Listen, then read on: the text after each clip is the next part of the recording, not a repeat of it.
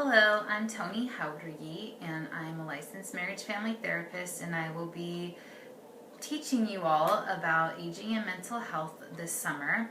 So just a little background on me. I am, like I said, a licensed MFT. Actually, you're joining me right now in my office, and that's where I see clients. I have a private practice, and then, as you know, I teach.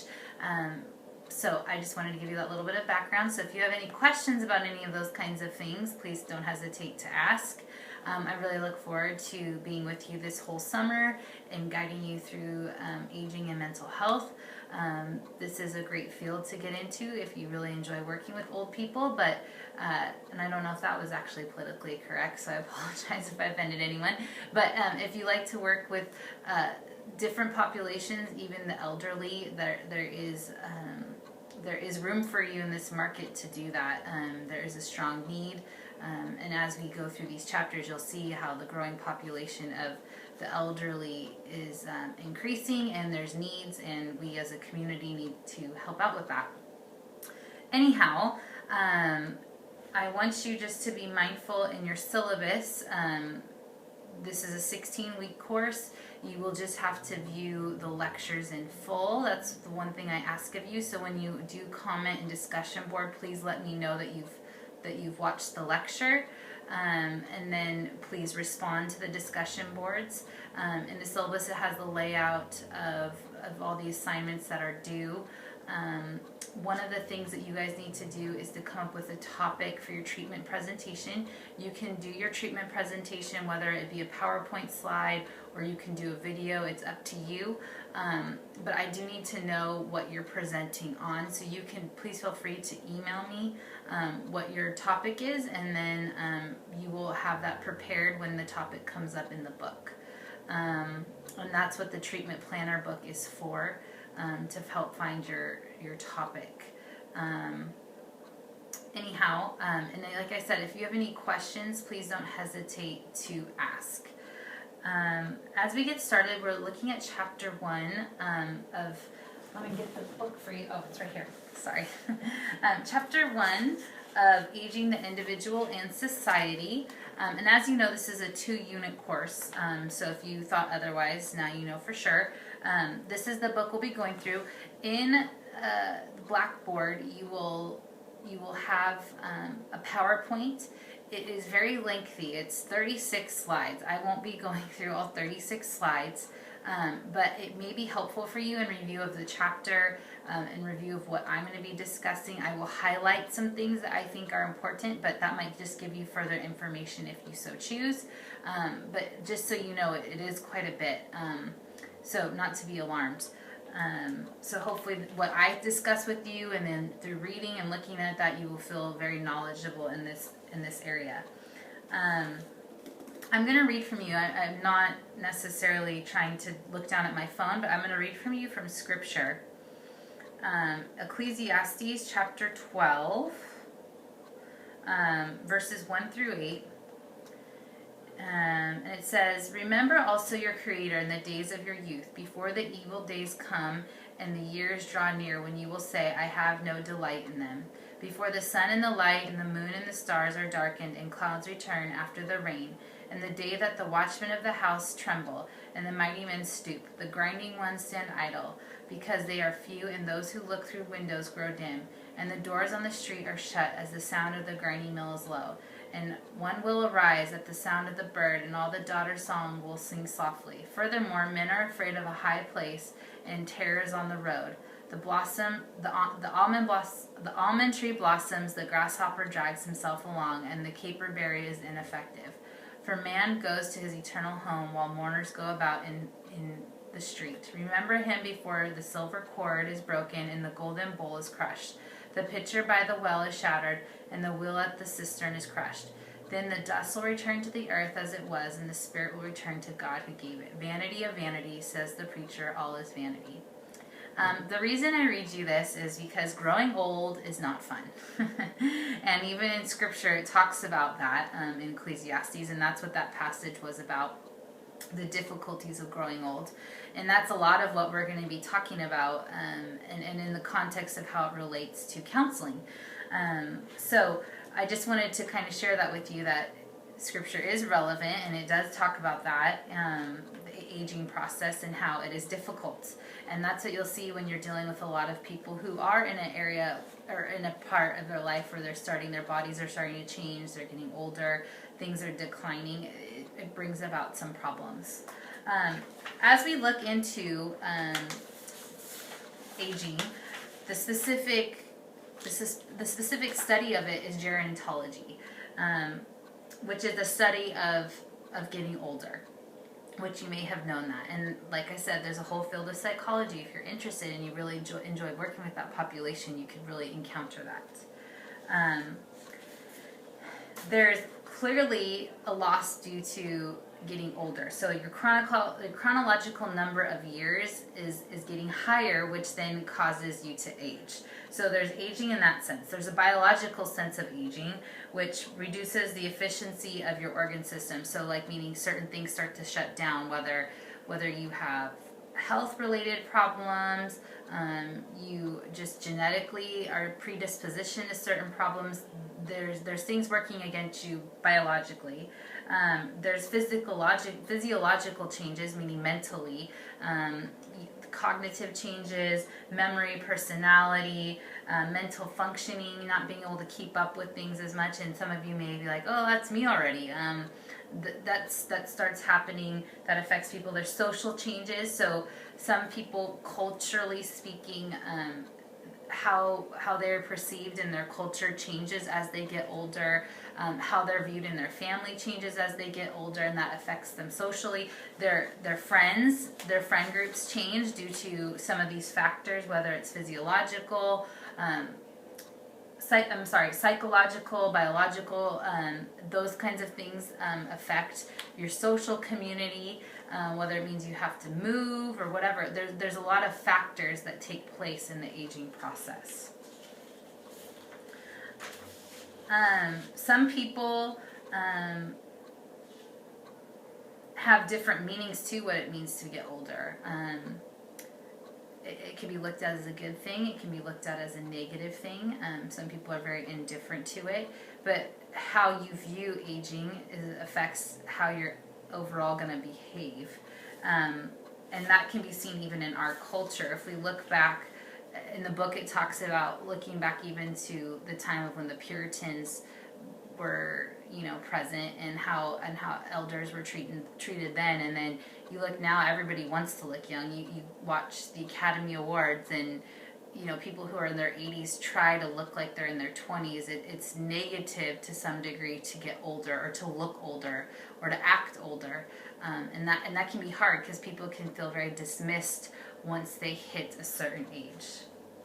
And so people need to know and to look at, and we as therapists or future therapists need to respect styles, attitudes, behaviors, and beliefs. Like with clients, especially once they get to be a certain age, or when they are a certain age, understanding what they represent and who they are once they hit that point. For them to understand, for us to understand the cultural implications of that. For example, I actually lived, I was telling Dr. Nav this, I actually lived for a period of time in a senior citizen complex. And my husband and I were the only young people there. And the majority of the people who lived there were Korean. And there was a whole system and there was a whole structure. And so there was a certain way they did things. There was a certain way that people approached them. There was a hierarchy even amongst the ladies. And so when you're a therapist and you have clients, it's important that you take in those kinds of things, that you recognize what is the cultural implications of their age and where they're at in life and what they're struggling with. Various cultures will have different levels of importance on being an elder. If you look back into biblical times, being old was considered being wise because you've lived all these years, so you have all this experience. Some of those attitudes have changed, and we've been rather at times dismissive to people who are older because we don't think that they're very with it or they're up to speed with what's going on in our culture today. But they have a lot to share and they have a lot to offer to us, but at times it can be dismissed by people. There's a lot of people that are involved in the field of gerontology. There's people that are dealing with it from a medical standpoint. So you got pharmacists, which is extremely important because you think of all the medication that's involved. So people need to make sure that things aren't getting messed up. Pharmacy, dentistry, occupational therapy, housing, as far as when economic status sometimes changes, you have to do the whole Section 8 type housing. Social work. Social workers get involved often with families when they're dealing with some of these difficult decisions they have to make when it comes to older relatives. Religious organizations and the role of people that are older in the church, employment, retirement, financial planning, recreation, all these kinds of things are involved in the field of gerontology. And as a therapist, it's important sometimes, depending on who your clients are, is to know those resources. So it's really good to know what's out there for different types of people. Individuals adapt personally, psychologically, and to physical changes. That has to do with the person-environment approach. And you'll see that in the book. So the person is adapting to these changes. In a sense, some of the changes are kind of forced. They have to adapt. And if you don't, then it could be a really hard process. And during that time, for some people, there tends to be, that's where the depression kicks in. That's where maybe anxiety, worry kicks in, because they realize, I used to be able to do this and I can't do this anymore. And they fight that change. So there is that approach. Some of the examples that you'll even see in the PowerPoints, a man quits running daily because of deteriorating knees. So like someone used to do something every day and now they can't. As a result, they buy a stationary bike. That's an example. But as a result of that, let's say he was part of a running club. Now he's isolated because he's at home riding his bike. So it's a change. Maybe it wasn't necessarily the best result that he would have wanted. Of course, he would have wanted to keep running, but now he can't. Sometimes, though, as, again, the years keep getting older and older, or going on and on, the person can adapt individually and a broader social response is required. So that's when the community comes in, or hopefully there's a community. And again, that's sometimes where we run into problems dealing with older adults, is they don't have the community support, whether that's they have no family that supports them, they don't have the resources to be supported, they don't know their support system, and that's where the isolation sets in. And that's why it's so important, again, as a therapist, and if you're working with a specific client or a specific population, to really know your resources, because it could be quite life-changing. Although things are changing for them that may be outside of their control, there are things that still are out there to help them and maybe give them some hope and things to look forward to. I think very specifically of a client I had that was a senior citizen, very young, but I could tell even in my sessions she was starting to cognitively deteriorate quite significantly. And I was very concerned because she had no children, no husband, and fortunately she had a very strong friend support group, and so she signed a release, and I was able to actually meet with her friend, and we came up with a plan, because otherwise I don't know what would have happened. I mean, she was forgetting so many things. She would repeat herself so many times in session. I was really concerned for her. There's only so much I could do, and so that's where it was a blessing that she had a strong friend network. But just think, if she didn't, what would have happened? I don't know. That's scary. And so there's a lot of people that are in that situation. Years ago, status and prestige was going into kind of the history of it all. Status and prestige were linked with being older. For some cultures. So the older you were, maybe the more that you had, so that was kind of looked upon highly. So you may have felt really good about your old age, that you've arrived and you have all these things.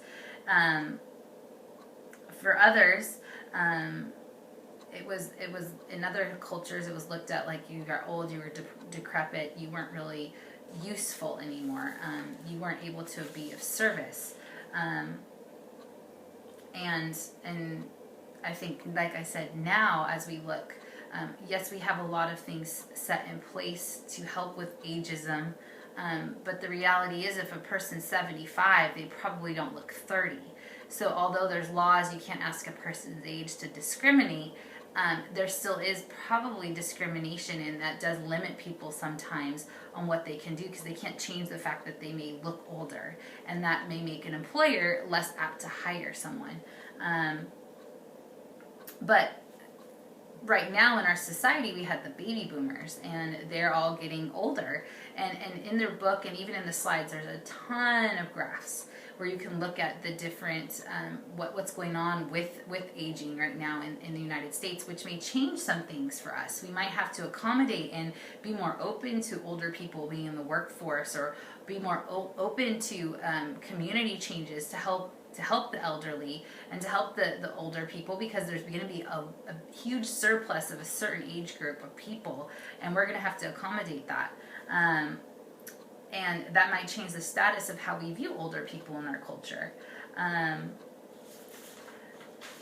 which I think would be a benefit, not only to the people who are getting closer to that age, but as a whole, and to really cherish and value people, not only that are young and as we would maybe deem useful, but even as you get older and they may not be able to do all the same things, but they definitely have something to offer, and not to disqualify that. And some of you may have experiences of seeing, whether it be a grandparent, a parent, even yourself, you may be in that age range where people kind of write you off as not having something to offer when you do.